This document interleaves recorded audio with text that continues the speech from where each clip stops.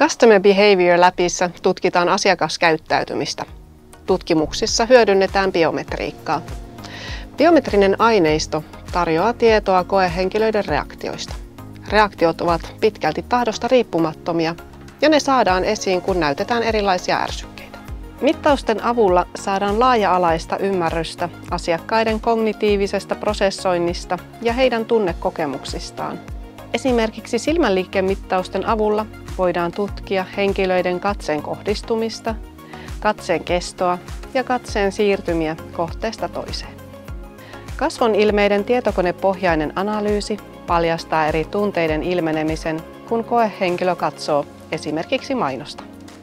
Tunnereaktioiden tai stressireaktioiden voimakkuutta voidaan tutkia mittaamalla muutoksia ihon sähkönjohtavuudessa ja sykkeessä. Käytettävyystutkimusten avulla on mahdollista kehittää järjestelmiä ja laitteita, joita on miellyttävää käyttää. Käytettävyyden huomioiminen jo tuotekehitysvaiheessa edesauttaa positiivisen käyttäjäkokemuksen muodostumista ja lisää tuotteen hyväksyttävyyttä.